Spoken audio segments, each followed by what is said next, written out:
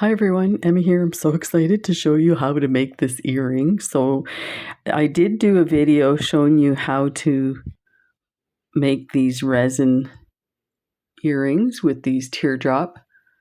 So I'll put the link in the description for this video, as well as a reveal video of all the different ones I did. But this is the one we're going to make. So we're going to do it on that one.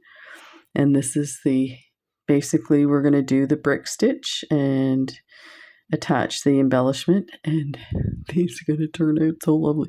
I'm obsessed with these now. I can't get over the green is making me like feel happy for the spring coming. It's funny, I don't think of green as the spring color. I always think of flowers and stuff like that. So it's interesting that green can have that effect on you. So let's take a look at what you're going to need for this. You're of course going to need some type of earring. Even if you don't have the resin stuff, maybe you do polymer clay and you put polymer clay inside your ear wire or ear hoop. These are super inexpensive. I think I got a kit with a bunch of different shapes from BB Craft. Came in this container and everything, so lovely. You're going to need a Huggy ear wire. You can use whatever ear wire you want. I just feel like anything that's maybe bigger than half of this one here, I like to put a Huggy so that it's secure in your ear and it's not going to slide out or pull out. These are super inexpensive. Again, BB Craft. You're going to need an oval jump ring for that. You can use a round one if you want. I just felt like the oval gave me a little more space to go from this hole to that hole because they're quite tiny. So I'll put that aside. I have some long daggers, and these are the double hole ones, and you could probably do it with a single hole one. I did find that the double hole helped a bit when it came to attaching the side ones. So I was able to attach the first hole to the first line of the brick stitch, and then the second hole went through the first hole of the second dagger and then through the second or third row of the brick stitch. So that way it's not like flippy floppy. They're kind of connected to each other, but definitely you can have it the other way around. It's not a big deal. You can put them both side by side and bring this one up. That would work as well. So it's just, just do whatever you have and use whatever you have and make it your own with your own design, but you definitely can copy this. It's not a problem. Then you're going to need some of these lovely little table cut squares. I think they're 3 by 3. Let me see.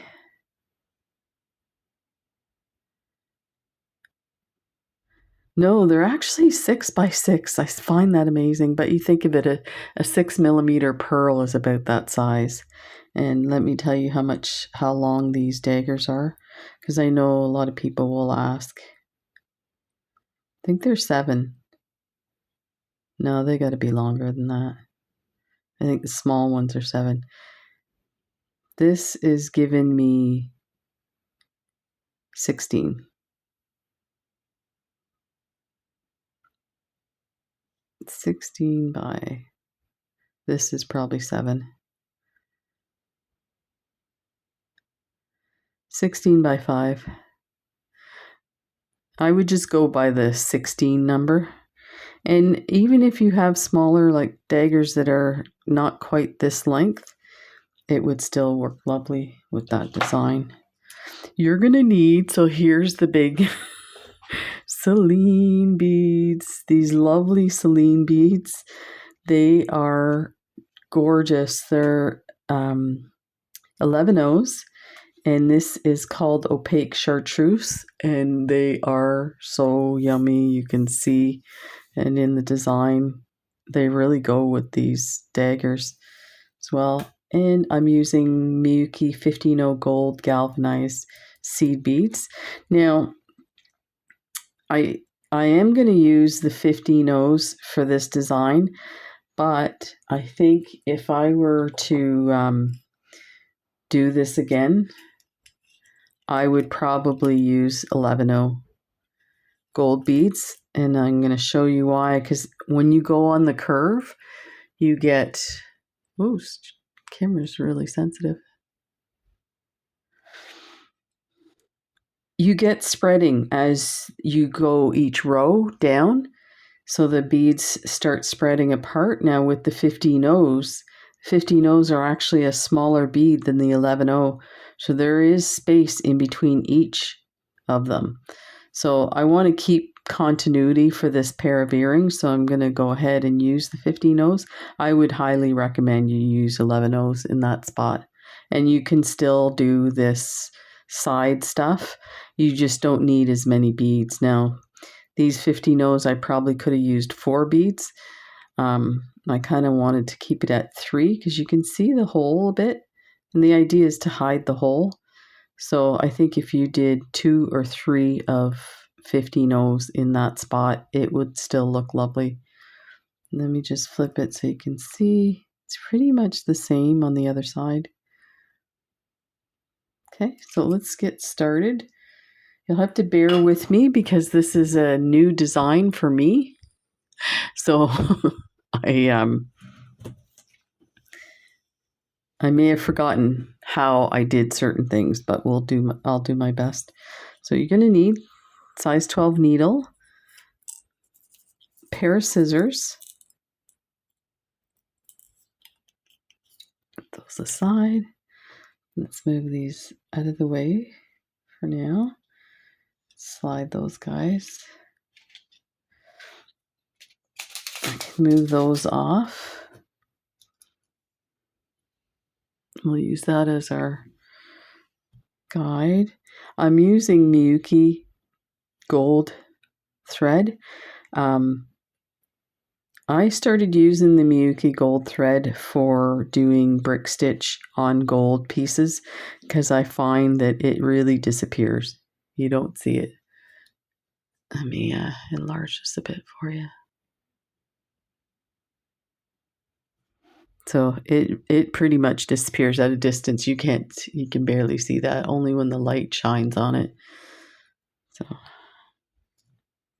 So I'm taking a wingspan. You probably don't need a full wingspan. I'm getting to the end of this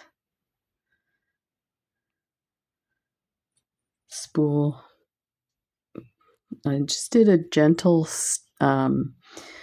pull on my thread to get the curl out of it from the spool. And we'll just get that. I picked a needle, a new one, so that the eye would be big. Look at how tiny it is. Let me see how hard it is. Oh, it's fine. It's so annoying.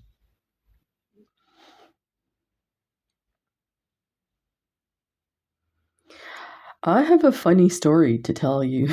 Oh, I know some people enjoy my stories. So let's get our stuff out, and then I'll get into this storytelling time. Definitely don't need that many.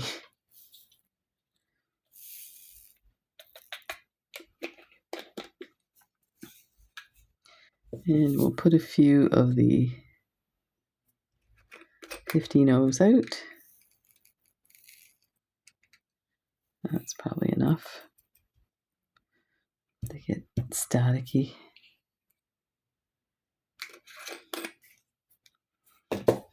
Okay, so start your brick stitch. I start mine by wrong bead. Pick up the 11-0 Cylin beads.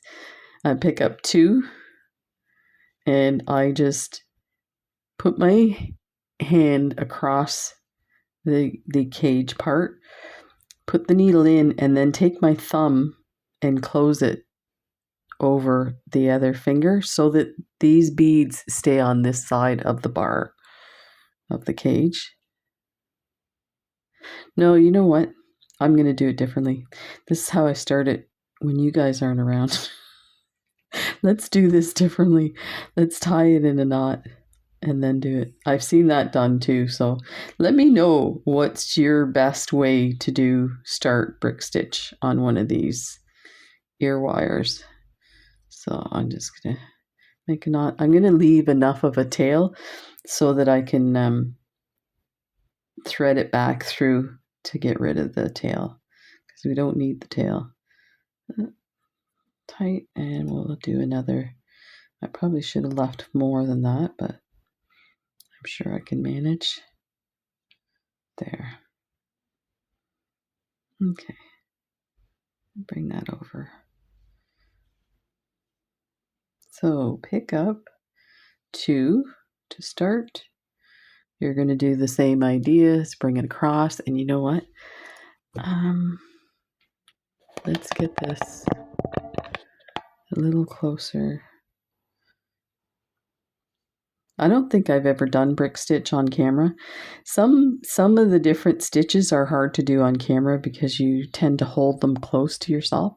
So I'm making sure they don't pass to the other side.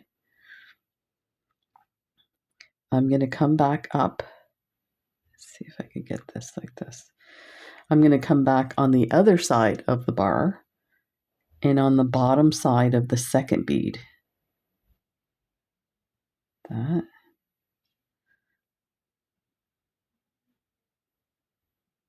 That. It's a bit awkward getting started, so now bring everything through. That.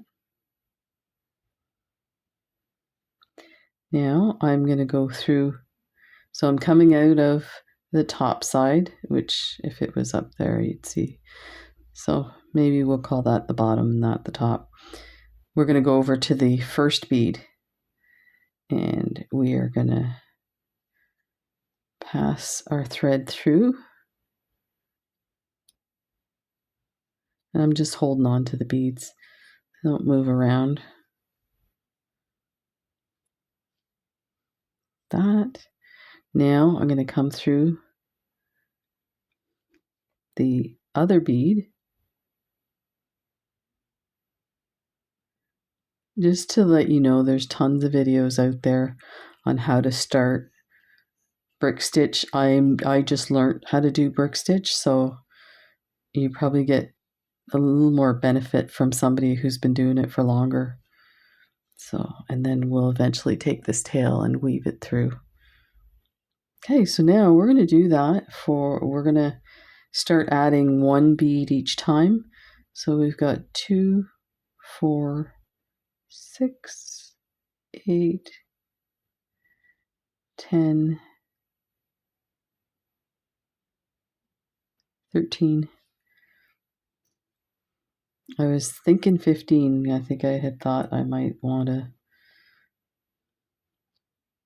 do more. Okay, so 1 at a time. So pick up a bead. Your thread's coming out of the bottom of this bead here. You're going to pass your needle through. So you're going to pinch off so that the bead doesn't go with it. That.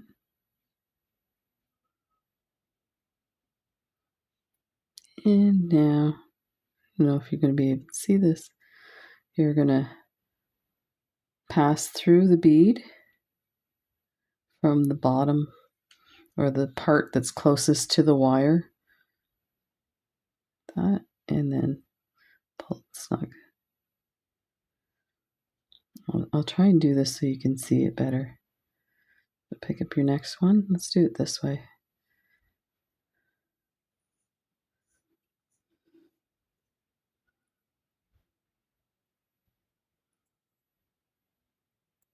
That. Come from the bottom through that bead on the other side of the bar. That. Pick up your next bead. And you're going to do that for 13 so that you have a total of 13. So don't forget your first two. Come up through the bottom of that bead. I think I need to practice this more without my fingers in the way, but this is a design that you need to hold your fingers on the beads. So I'll just keep going. So I was going to tell you a story. The only reason I'm telling you this story is I have a spot on my knuckle that I get a blister on it all the time. Well, not all the time, but every, I don't know, couple of years, I guess. And it's when I was bitten by a snake. You're like, what? Oh my gosh. My brother and his wife had a terrarium and they had a snake. And he says to me, he goes, you can pick it up. I'm like, oh, okay. How do I do that? So I go over to the terrarium and I put my hand next to the, like he took the lid off and I'm holding my hand next to it. And I guess the snake saw my finger like shaking and thought it was like a mouse or something and bit me.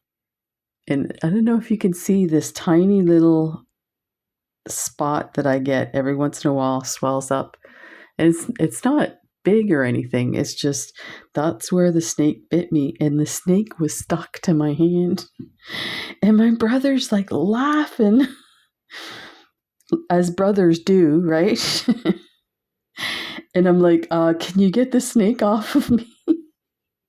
He had to pull the snake's jaw,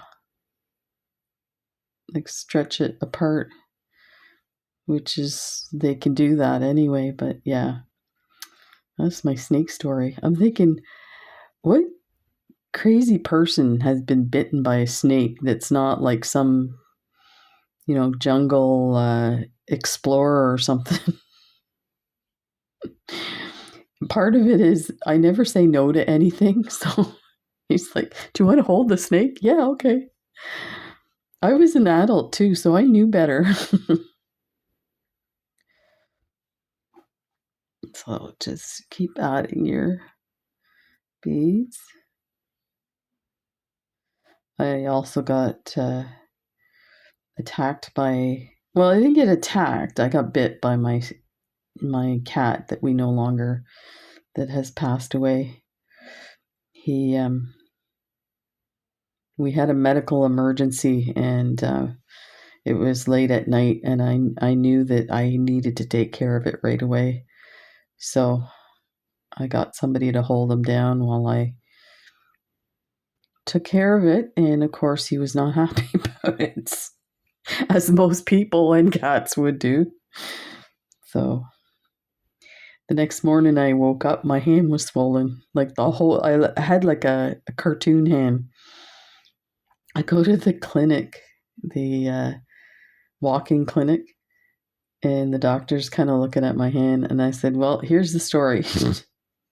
My cat bit me. I was trying to help him out. And I said, I knew that it was going to be infected for sure the next day. Cats are the worst for bacteria in their mouth. Our lovely friends. 2, 4, 6, 8, 10, 12, one more. So you see, it goes pretty fast. This is the last one.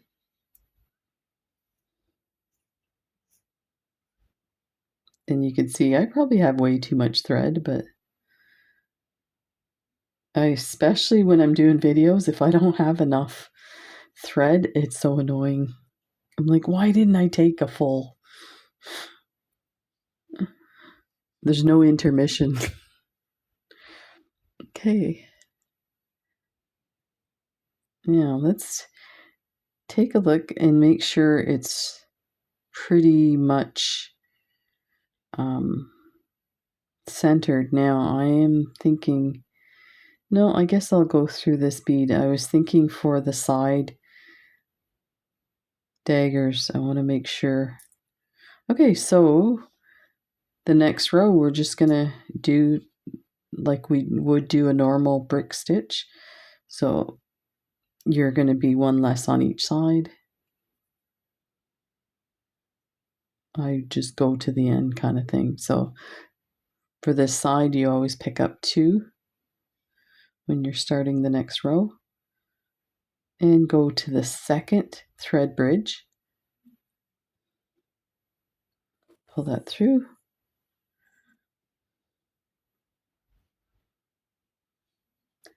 Then go back up through the bottom of the second bead. That. And then pull it tight. Go through the top of the first bead. Come out the bottom of it.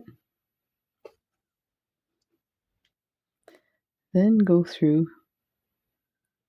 the second bead from the bottom. And that's how you do your first 2. Pull it tight, and you see how they get scrunched together. Very technical term. And now we do the same as we did with the others. So pick up 1, go through the thread bridge, the next available thread bridge. I think we might enlarge this a bit. And set the focus. Then come through the bottom. Careful not to go back through your thread bridge. With some other designs that I've done, it's really easy to get through that thread bridge a second time, and you go like this and the bead pops off. But it's not a big deal. Pick up your next bead, grab the next thread bridge, pull through. Some people will do it like this and leave it. I find the bead moves around too much for me, so I like to do it this way and just come in. You can use your finger to maneuver that bead where you need it. And you gotta remember that it'll get hooked on things. That. Pick up another. Just continue like that.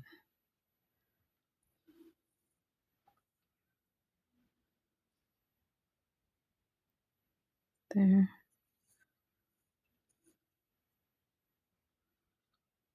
Pick up another. Go through the thread bridge.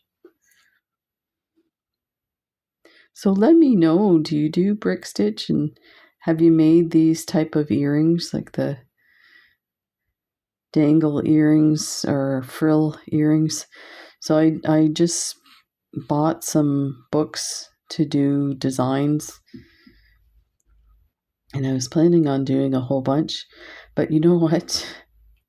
I like doing the brick stitch part. The frill part is easy as far as I can tell, like from the few that I made, but I find it's like too easy. I want to do brick stitch. Just continue doing brick stitch everywhere, which is so funny because I was such a peyote girl. Come from this side here. Grab the thread bridge. Yeah, I like doing peyote stitch, right? So every time I saw a design, I wasn't quite paying attention at the picture and thinking, oh, that's peyote. And then I'd go to do it and it's like, oh, it's brick stitch. Excuse me. And I didn't know how to do it. So I was like, oh, well, I guess I won't be doing it. Now I started doing them. This is so much fun. It's kind of endless what you can do.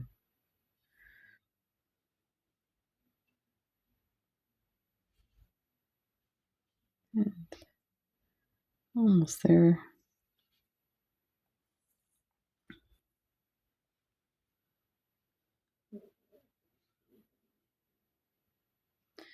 We just got a package, a care package from my sister in Toronto.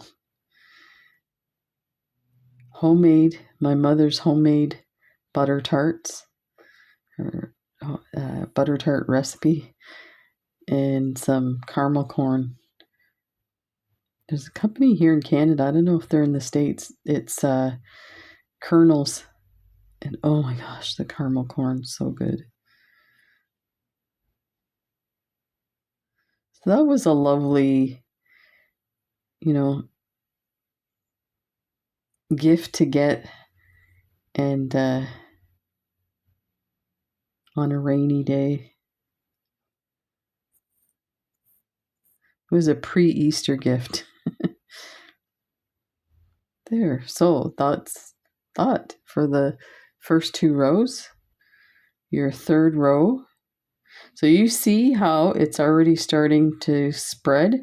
I would recommend, I didn't mention this earlier, is I would be loose with your tension on this brick stitch for this reason. In this one here, I kept it tight, and what happens is it will curl in because it doesn't have the space to go. You can see it's already closed up a bit by doing that. As soon as I spread it, it spreads out. So definitely with the 50 nose, you're going to really see that. So let's work on the 50 nose now. So we're at the beginning of our next row, which is our third row. And the third row is the 50 no seed bead. So you're going to pick up 2 50 nose. You're going to go to the second thread bridge. So there's 1 and there's 2. That. Bring your thread all the way through. And you're going to go up through the bottom of the second 50 no, like that.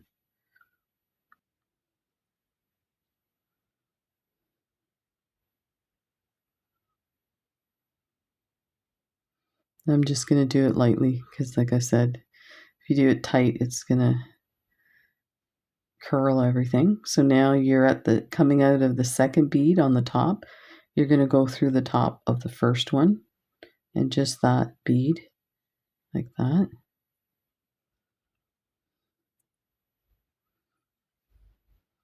Pull your thread through. Now you're going to come back to the second bead, and on the bottom side you're going to go through, coming up to the top. So your bead will have flipped sideways, so you might have to find your hole again, especially with these because they're rounded. You don't get the same thing happening. And then just they're both sitting flat now. So now we can go one by one. Pick up a 15-0, get the next thread bridge through that, go through the bottom of the 15-0,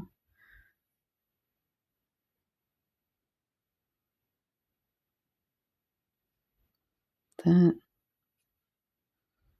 I'm going to hang on to it for a sec here. And pull your thread through and pull, pull, pull. And I'm just going to do it gently. Pick up your next 15-0, find your next thread bridge, and go through the bottom of that bead you just added.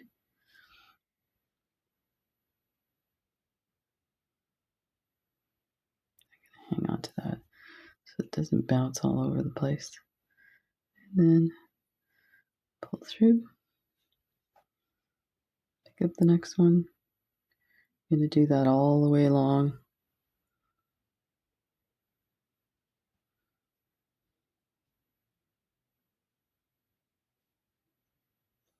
Hang on to that.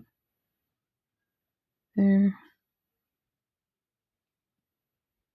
Go through the next one.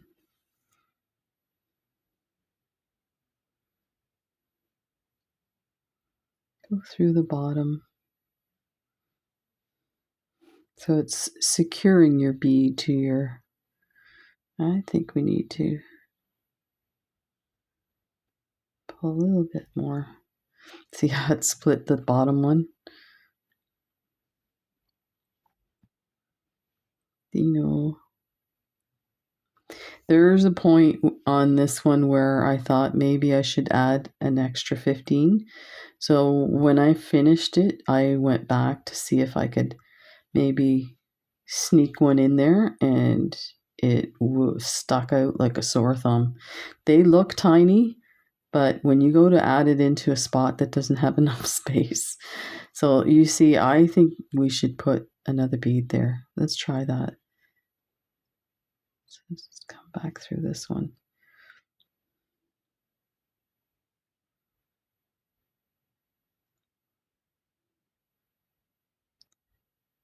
Move my thread to the other side. Pass back through the thread bridge. So to do that, I'm just going to pick up the previous thread bridge right here. So there's enough space to grab it. So you basically have 2 beads on the one thread bridge. Let's see how that works. I'm gonna hang on to that. It'll be a surprise. I think that worked. That's lovely. Okay, next one.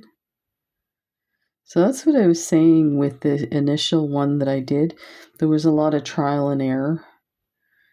And especially for something that maybe has a lot of different thread paths, if I'm designing it, it usually takes me a couple of design trials to figure out the best and quickest thread path. There. Keep going.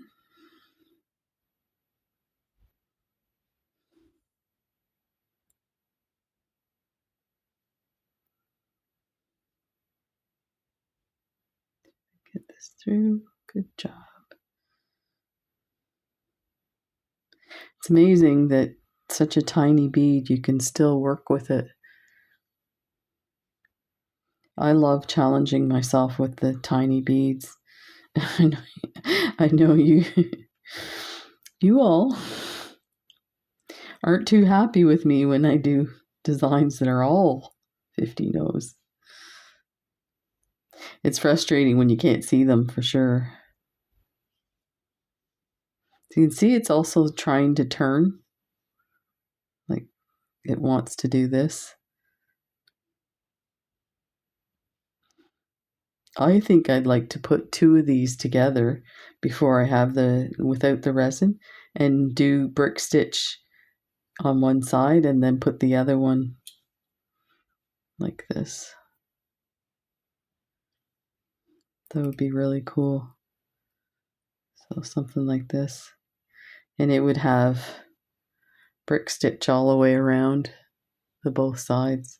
That would be really neat. I have these ideas and I don't know how to do them.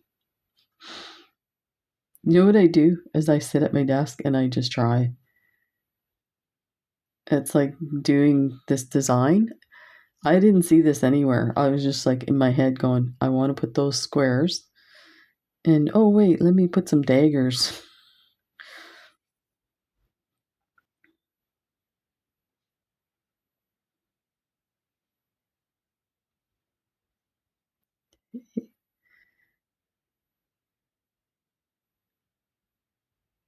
There.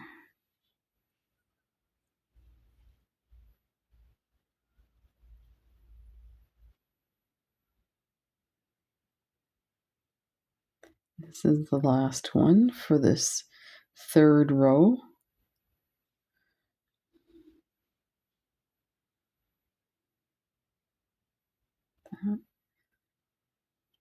Now we're going to do one more of the chartreuse. I'm going to untwist my thread here.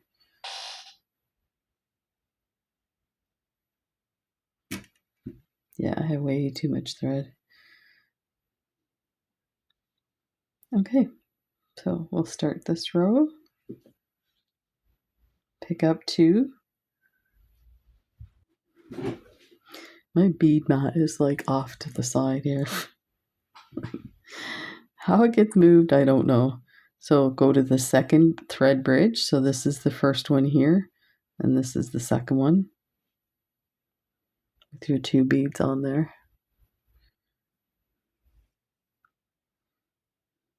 That. Go up through the bottom of the second one.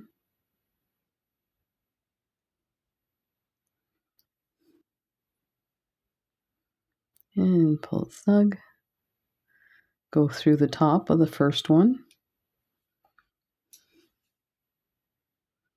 Then come back up. Come back up the bottom of the second one.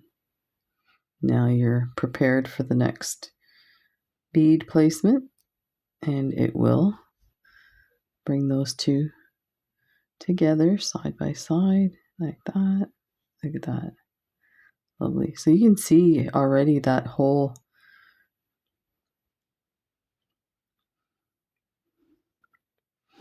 you know what? I did a brick stitch on a rounded angle like this, and I didn't get any spacing at all. So I was sure that I'd be fine with this one. So I'm kind of surprised that it did that. So now find the next thread bridge with your bead on there. That's the 11/0 Cylin beads, opaque chartreuse. I think I'm going to change my favorite color from pink to chartreuse. I just love the color. Find the next thread bridge. That. Come up through the bottom. I felt the thread. I might have grabbed the thread bridge there. There. Pick up another.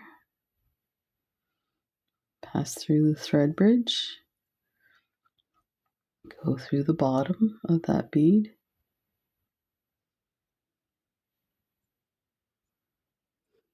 And this one, you definitely want to make this a little bit loose. Thread bridge.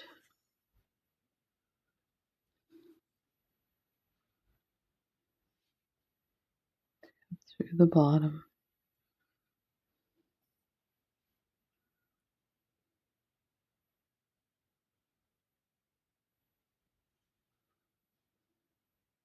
Keep going around. Nice and quiet today.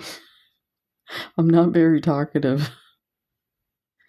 Some days I'm like, I can't be quiet. Well,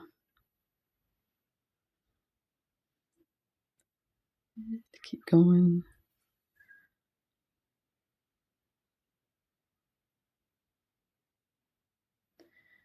My sister and I were emailing back and forth, and I mentioned something about I had ordered some glow-in-the-dark beads that were meant to make rosaries. And I said, do you remember when our mother had a set of glow-in-the-dark rosary that we used to play with? Because, of course, she'd keep it under her pillow. So we'd go and grab it from under her pillow and try and get it to glow in the dark and stuff. She goes, I still have that. My mom passed away. Geez, I don't know now, 7 years. So my mom people used to give her rosaries from people who had passed away. And I remember when I used to go visit and stuff, she'd say, she knew that I was into beading. So she'd say, I have some broken rosaries. Is there anything you can do with them? I said, yeah, I can make new rosaries with them. So she gave me some broken ones that people had given her. And so when my sister was talking about her mom's rosary, She said, you know, I can send it to you if you want. I'm like, oh, that would be amazing. So it arrived with the butter tarts. It's kind of nice. So isn't that funny, that one? But see, these ones are a little more spread out. So I think my tension might have been too tight on the middle. Let me see if I can scooch these over a bit. That's a little better. Okay, so that's what you should have. It looks off now, and that's because this side here, let me see how attached it is there.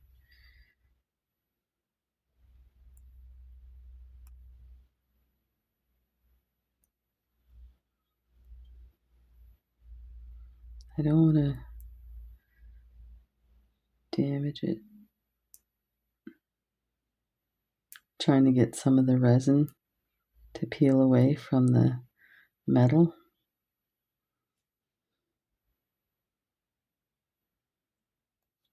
Let me get my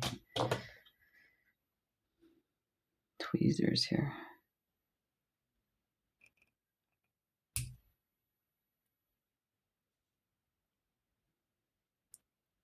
There, that did it. All it did was it just pulled it away from the edge.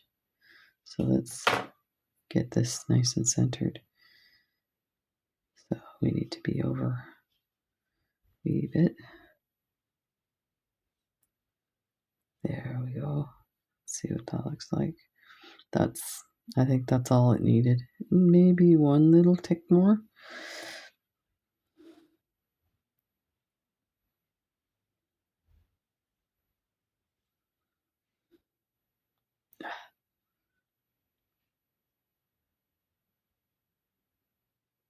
That looks like it, yeah. Okay, so now let me get another needle and I'll get rid of that tail.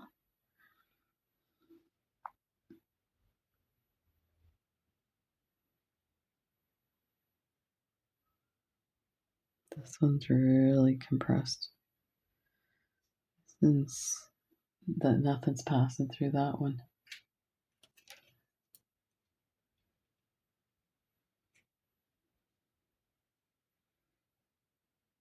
Oh, this should work.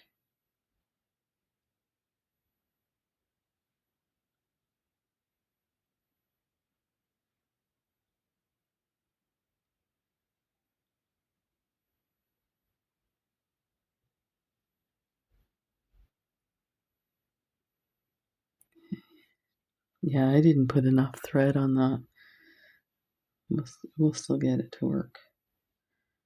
So let's go through this one here, and then we'll just take it through.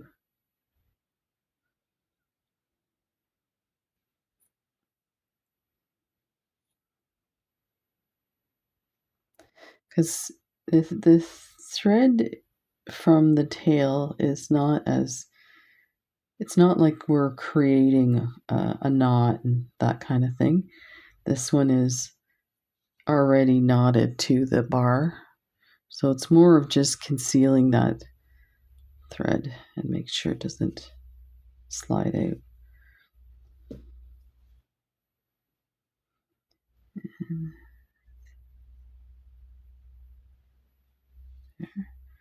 Clip that end.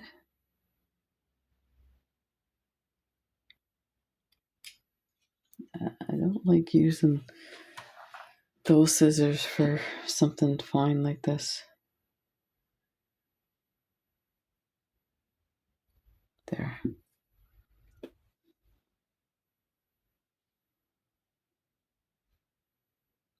There. Okay. So we don't need the Cylin beads anymore.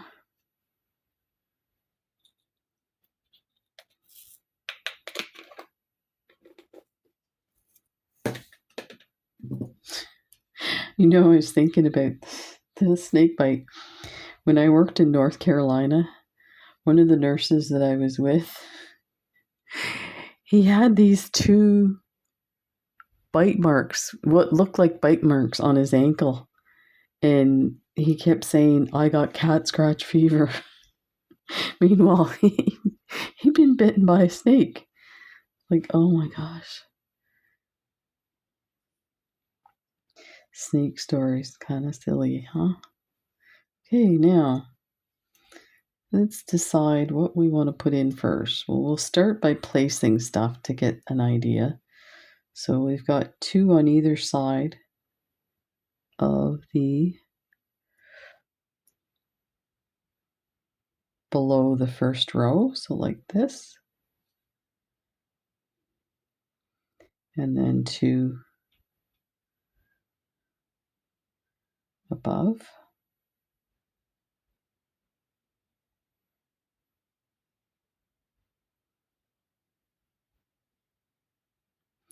I think what I did was, because we're coming out of the bottom of this brick stitch row, is we're going to put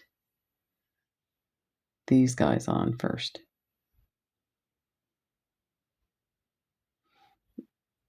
Divided by the little squares. Okay, so let's move those aside. So pick up your square. And I'm trying to see, I think I may have used the, let's try doing everything first. So stringing everything on. So you need another square, another dagger, another square. So this is what you should have on top. You're coming out of the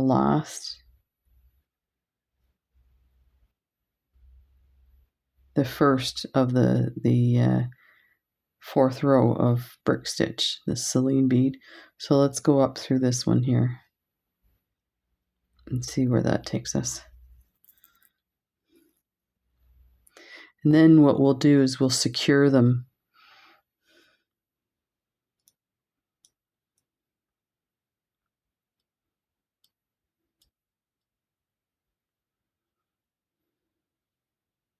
So let's go take our thread. It's gone through the last bead here.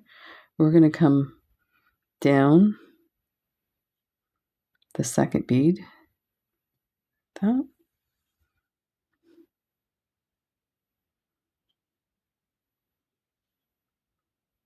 That.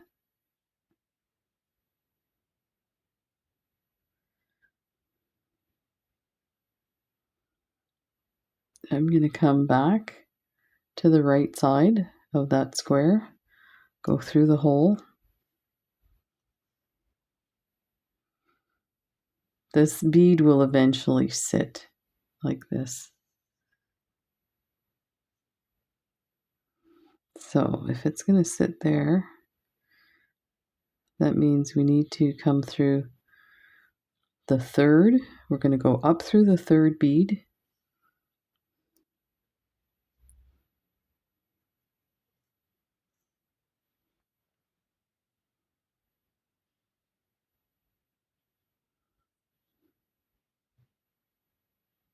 So you see how it's starting to really adjust it there. We're going to come down the bead next to it, so the 4th bead. Like that.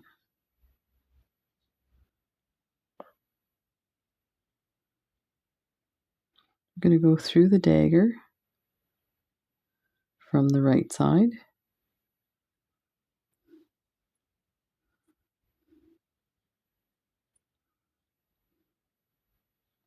This part's a little frustrating because it's not sitting as tight as you'd like it, but we want to get everything in first and then we're going to go through it again.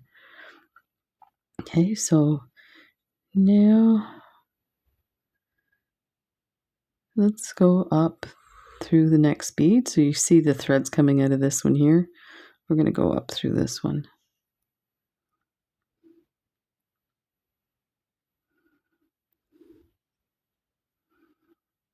That'll secure.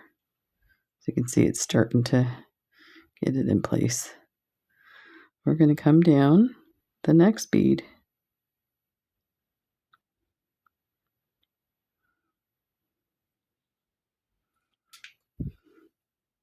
And move this over. Okay, go through the square bead.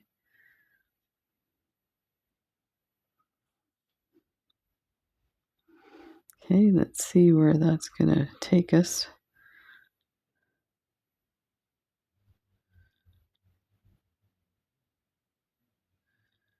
Let's go up this bead here.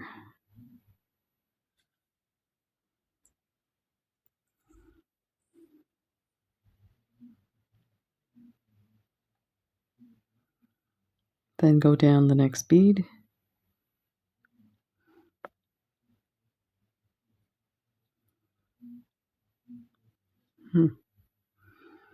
It's just awkward. Okay. Pull it in a bit.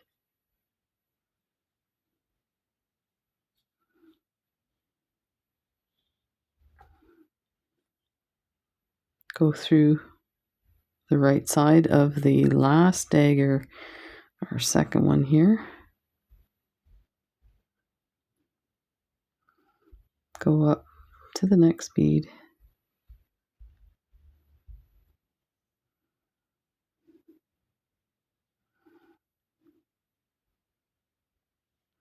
See if we can get this turned around here. So it's starting to sit where it needs to be.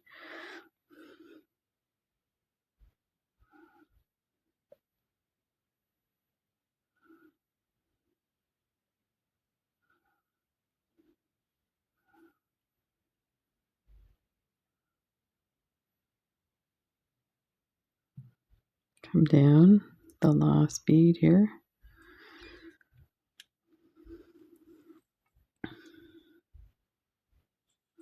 Okay, let's set this down.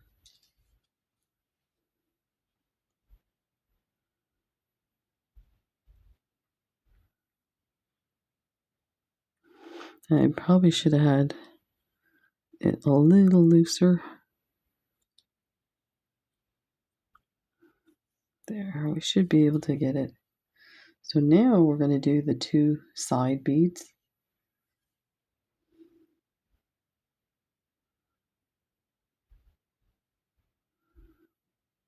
On the other one I have it this way here, so it's edged up against the second row, which means we'll need some seed beads in there to cover that space.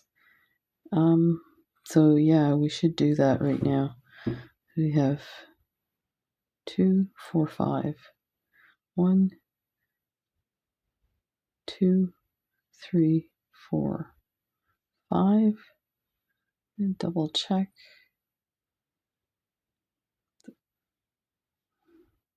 Oops.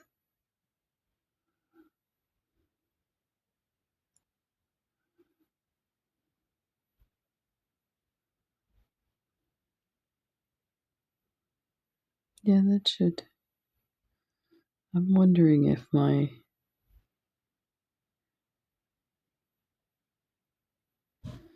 do it. I think we're going to do 4, and we'll add a 5th one when we come back through here, because we're coming out of this bead here. It's going to pucker those beads because we want to come through here like this.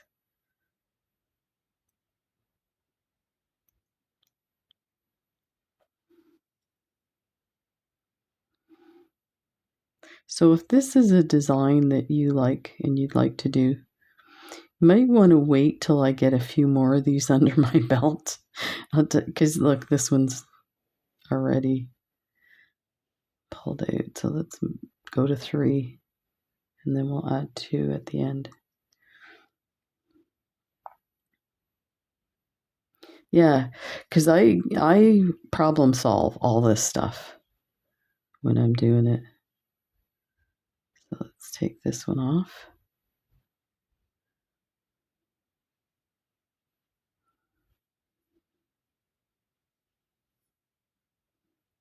Okay. Now, go through this hole here. That's better. See how nicely it places them. Okay, so now we want to pick up one of the daggers by the top hole.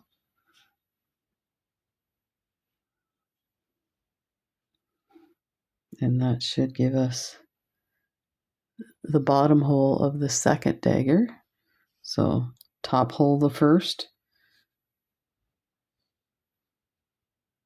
bottom hole the second, and that staggers it nicely like that. Let's see if that did it for us.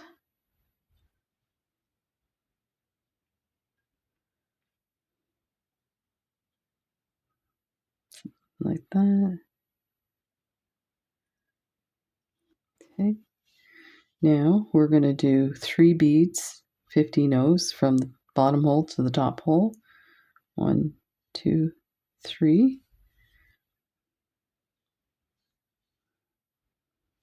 There. Go through the top hole of the last dagger. Bring everything snug. And we're going to go through the top hole of your first row of your brick stitch.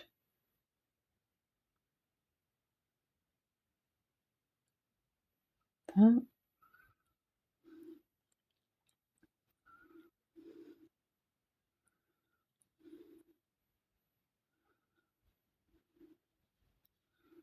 Okay.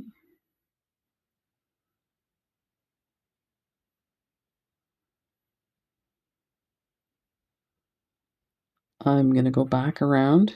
So I'm going to go through the top hole of the second dagger, but the bottom hole of the first. We're going to cinch these guys in a little snugger. Go through the 50 no's.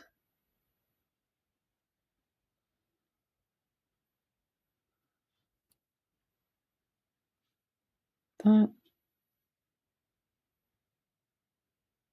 Back through the top hole.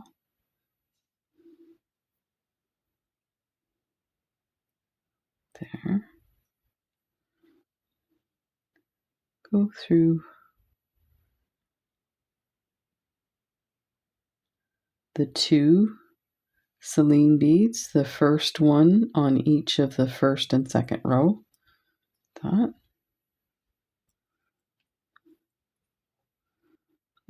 unhooked. There. There, pull it snug. Those are not going anywhere. Okay. Now we're going to go through these 3 50 no's.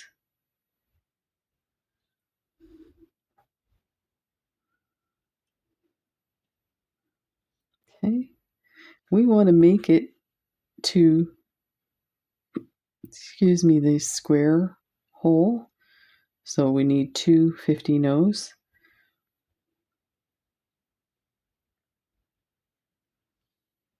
That.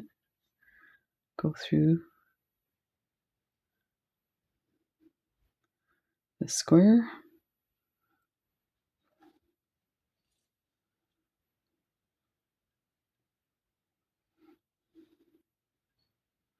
Now I think, yeah, I did. Went through the lower hole of this middle dagger coming out of the square. That. We're going to go through the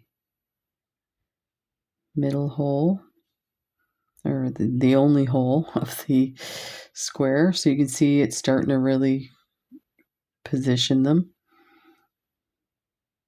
because now it's being secured from the top and the bottom. Your thread will stretch a bit too, so that works. Down through the bottom hole of the last dagger that we have so far. That through the square. My mat's all over the place again. I don't understand how that happens.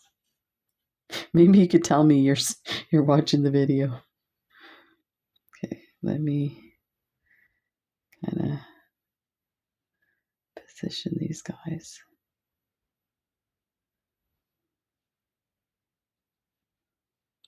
Oh, I think I had these too tight.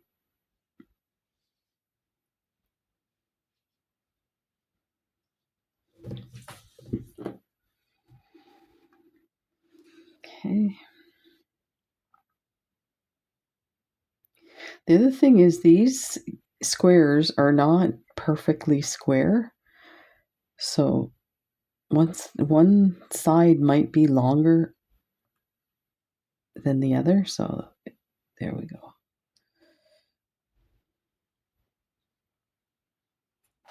There. Now we need our, let's do 1, 2, 3, 4,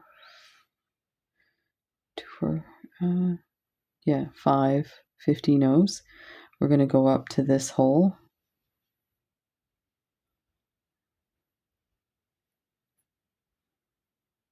You know what? We're going to go through both of them, because we'll add the 2 daggers on the side there.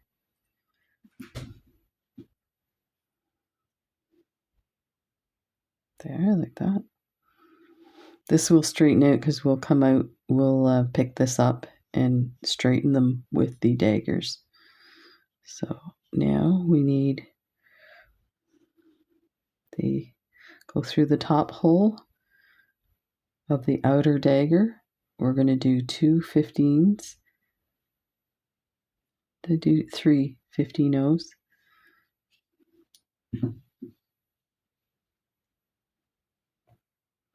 That.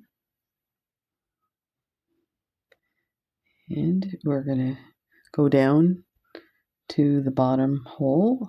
This is the outer one. So now we're going to pick up the top hole of the inner one, like this, giving it that staggered look.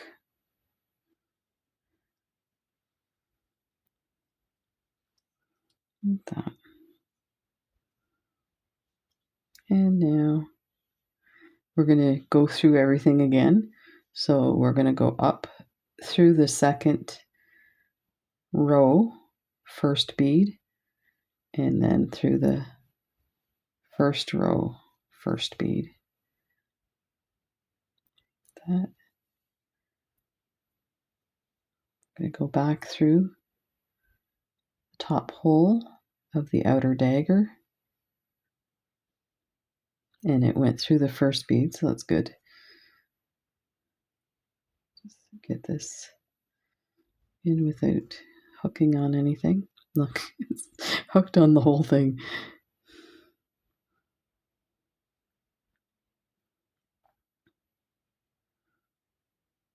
Go through the other 2 15 O's. Down through the second hole of the first one, and through the first hole of the second one. I'm just holding it in place. Let's flatten everything. This is looking lovely.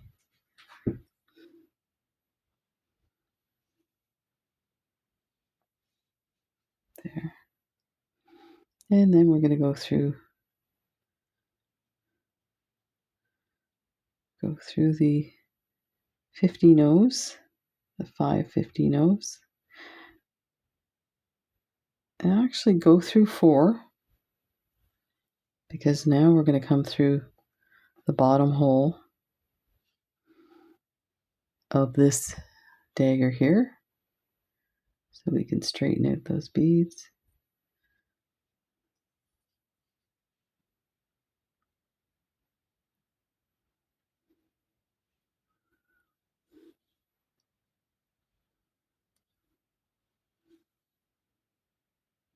I'm going to go to the top hole of that second dagger,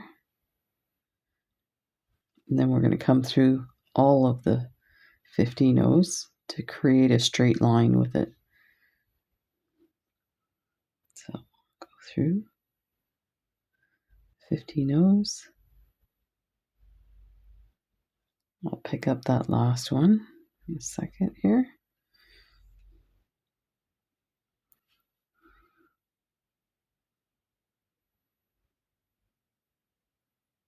And we're going to go through the square.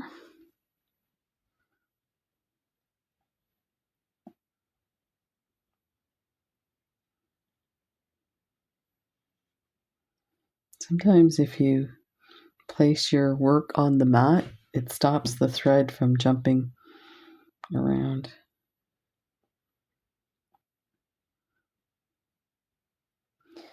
I think these 15s, this one should be higher up. You know why? Because I probably should have gone through the Cylin bead. Let me see if I can just scooch those up. And then that one. I'm going to go through the bottom holes of the daggers. See if that can give me more stability. And then through the square, bottom hole of the dagger, square,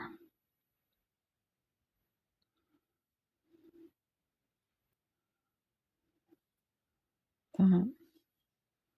Let's get everything into place.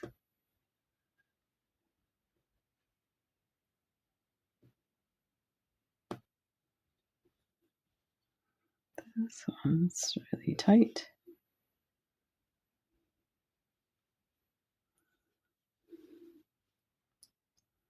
I'm going to have to work on this. This is not up to my standard. I apologize.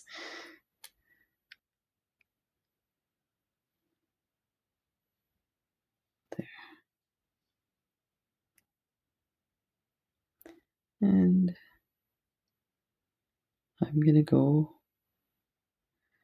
up 2 beads, the 15 O's, and then I'm going to go through the lower hole of the middle dagger because this one seems like it's unattached.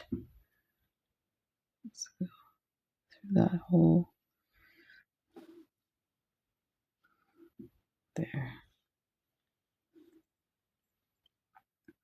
and then up through the lower hole of the outer dagger, and we are done. So we can go through these 15s.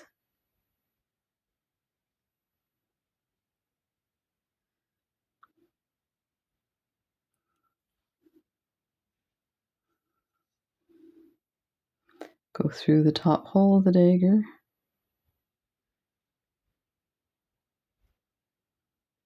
That.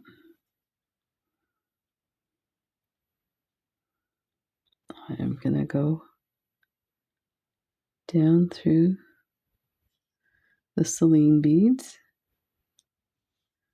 I did the first 2 on the first and second row. That. And it pulls it nicely in. And then just weave up and down for a few rows to maneuver your thread so that it's secure.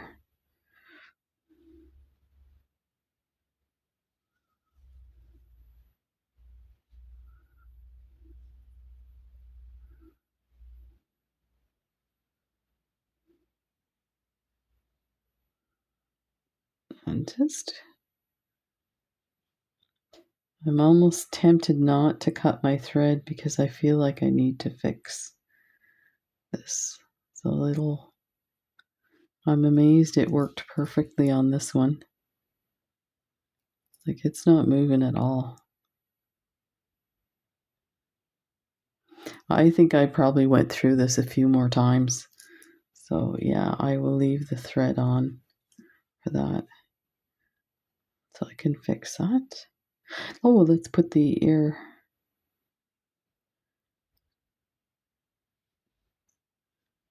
huggy on. So grab your oval jump ring. You're going to need some needle nose pliers to do this. These are super fine, tiny little ovals.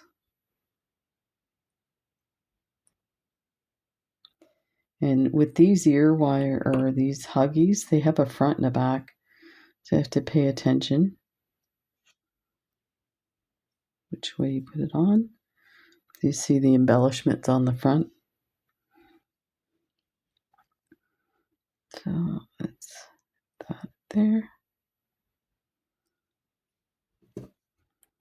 And then close this up. Gentle little twist towards each other.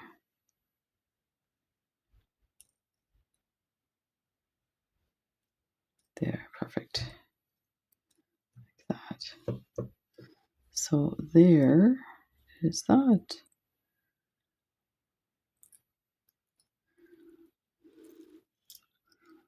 Let me close this one.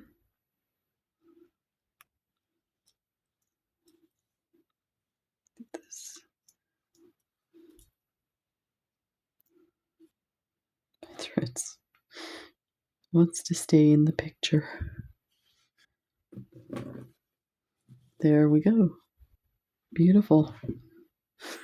Take care, everybody. Thanks for joining me, and I'll see you in the next video. Bye.